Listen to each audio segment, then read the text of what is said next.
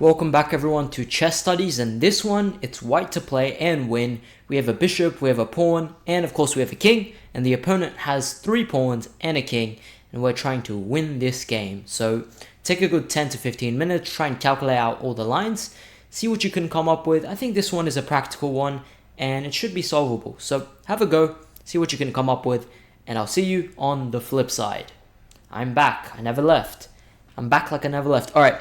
So we're back and let's go through the possible moves. So white is trying to win the game, so we're going to have to do something fast. The first move you consider in a position like this is the forcing move. So a move like king b5, I don't like as much because the opponent is not forced to do anything. Simply here e6 will draw the game. You can't make any progress really if you go after this pawn. Let's say you play something like bishop b7 to play bishop c8. Yeah, I think this actually might be losing because maybe h3 comes. Bishop c8, h2, you take h1, and yeah, this is not even playable. So I think the only main move we consider in a position like this is the move bishop h3, which is the correct move. And the point of bishop h3 is simply to take the pawn. If we're allowed to, let's say our opponent plays a nothing move, let's say they move the king here, we can simply take on d7, and now we're just ready to push the pawn and bring the king with it, and this game is going to be over. So they can't do anything. Let's say they push the pawn, c6 is winning, king d6, king b5, and this is over. They could try and block us off, but here we could just wait with the bishop.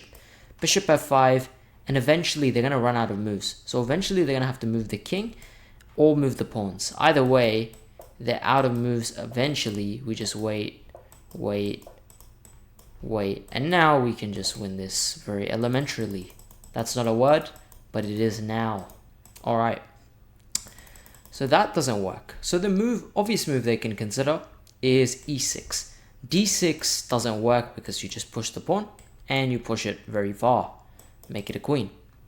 So the move we play after bishop h3, they play e6. Now if you saw this far, well done.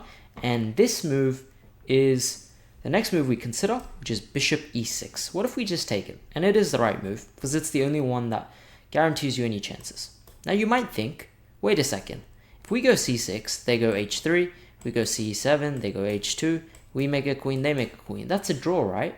Well, in most cases it is a draw, but not in certain cases where the kings can be forced onto certain squares, such that certain queens can be won on certain squares. And this is what I mean. We play c6, they play h3. We play c7, they play h2. We play c8 queen, they play h8 queen. Now, what can we do here? We have to find a way to force this queen onto a diagonal square such that we can give a fork and try and win this queen. Not a fork, a skewer actually. So we want to give a skewer. So how can we do that? Let's give them a skewer. And first we start with the move queen c3. Queen c3 is the obvious move. If you play a move like queen c4, this doesn't work. King e3, and this is just a draw. It will be perpetual.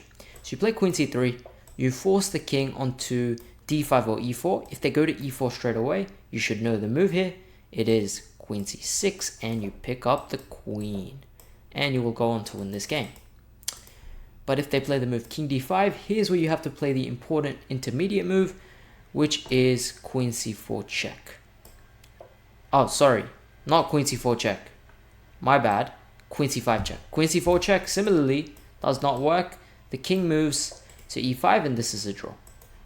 You play queen c5 check, forcing the king onto e4, and now queen c6 wins the game. Beautiful stuff. And this is the solution. So a very elegant solution here. First bring the bishop to win the pawn, push the pawn up, and win the queen via some checks. So like the video if you liked it, subscribe if you want to subscribe, if not, it's fine.